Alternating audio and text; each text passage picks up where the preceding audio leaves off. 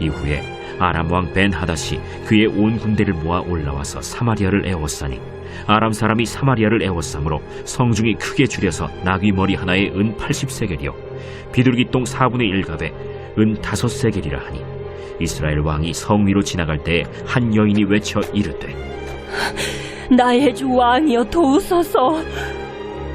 여호와께서 너를 돕지 아니하시면 내가 무엇으로 너를 도우랴?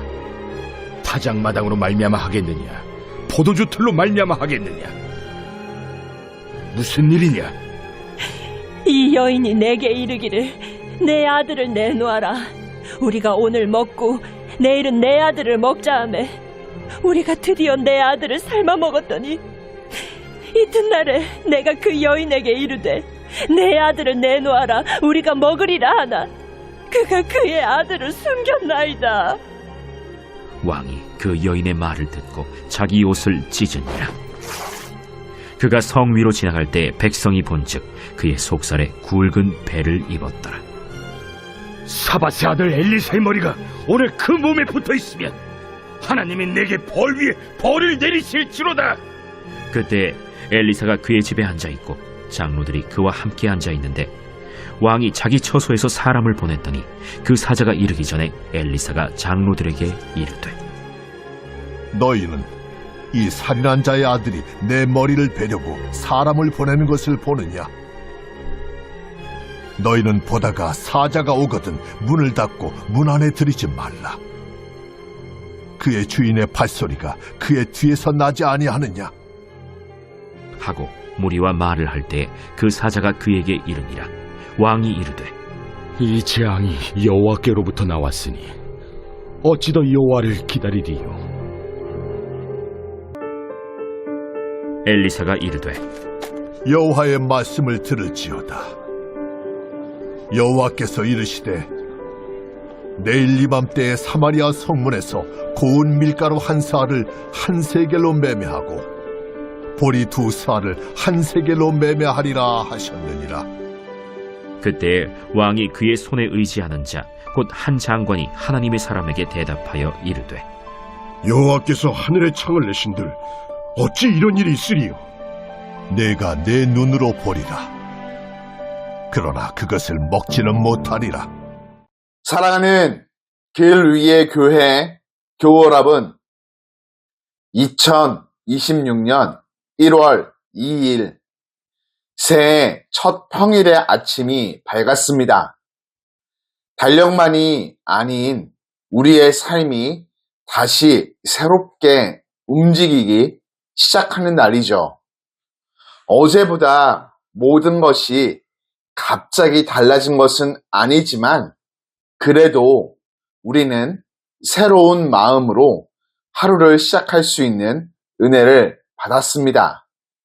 하나님께서 또 한 번의 아침을 허락해 주셨고 말씀으로 하루를 열 수 있는 기회를 주셨기 때문이죠.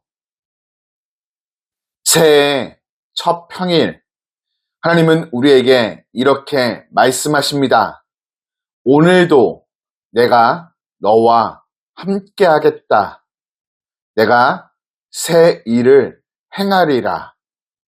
이 말씀을 붙들고 힘차게 복된 하루를 시작하시기를 주님 이름으로 축복합니다.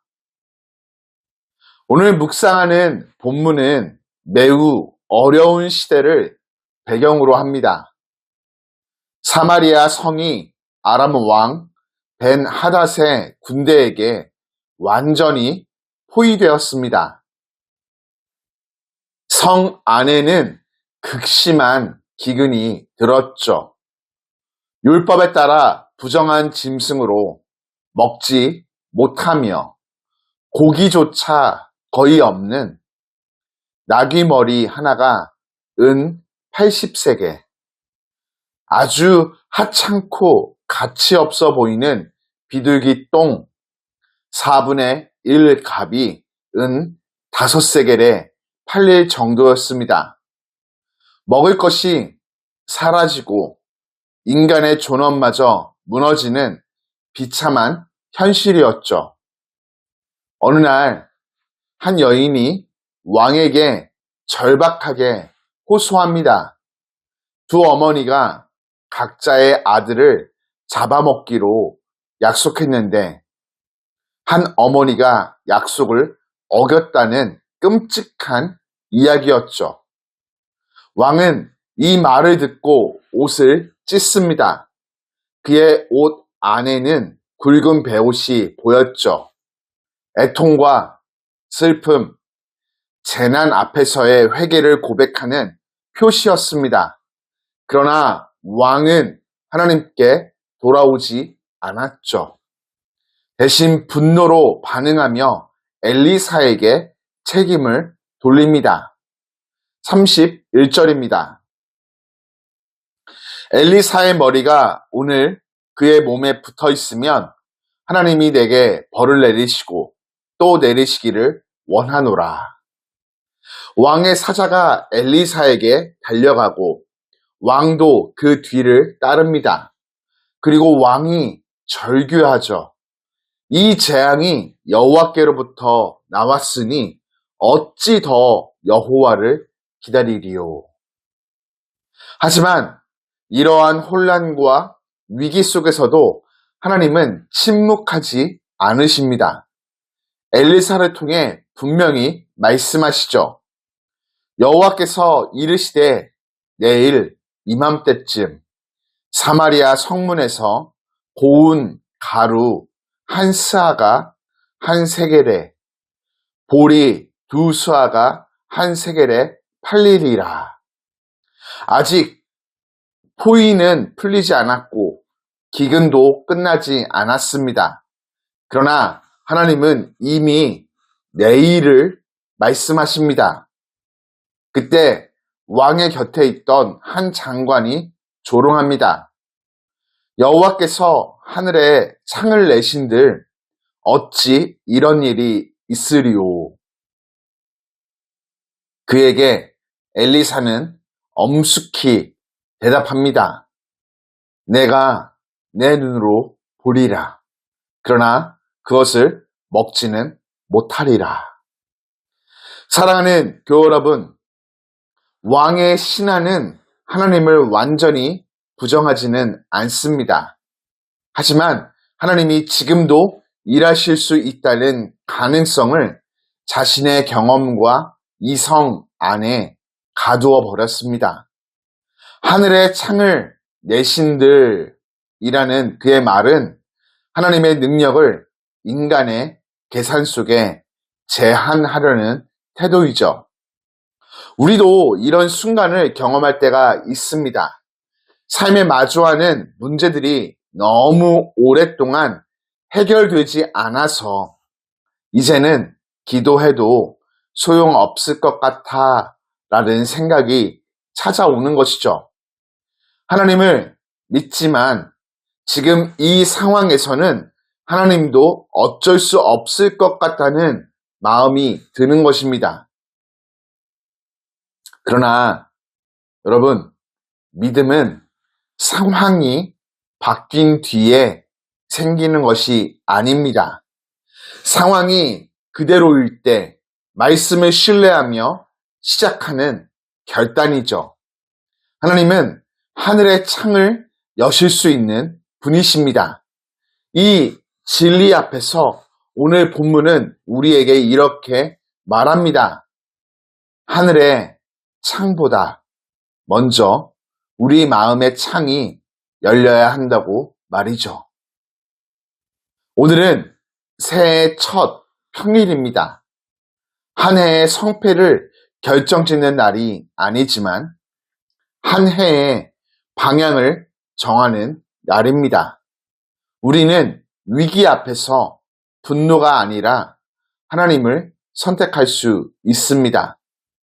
계산과 냉소 대신 말씀을 먼저 붙들 수 있습니다.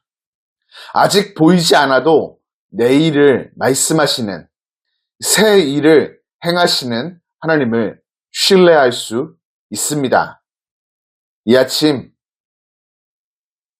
이렇게 고백합시다. 주님, 눈에 보이는 상황과 형편이 아닌 말씀을 믿겠습니다. 이 고백 하나가 새해를 이끌어가는 믿음의 첫 단추, 시작이 될 것입니다. 이를 힘차게 고백하며 복된 하루를 시작하시는 길 위의 교회 교우 되시기를 주님 이름으로 간절히 축복합니다. 신실하신 하나님 아버지, 새해의 첫 평일 아침을 말씀 묵상을 통해 은혜로 열게 하시니 감사와 찬양을 드립니다. 말씀을 붙잡고 기도함으로 힘차게 오늘을 시작하며 우리 삶의 자리에 상황이 먼저 보일 때마다 주의 말씀을 다시 굳게 붙들게 하시고 경험과 계산 앞에서 믿음이 흐려지지 않도록 친히 지켜 보호하여 주옵소서. 오늘 이 하루 말씀을 기준으로 선택하며 걸음을 걷게 하시고 주님께서 이미 예비하신 내일을 신뢰하며 담대히 살아가게 하여 주옵소서. 우리의 삶에 새 일을 행하실 주님을 신뢰합니다. 새해 모든 시작을 주님께 맡겨드리며 예수님의 이름으로 기도드립니다. 아멘.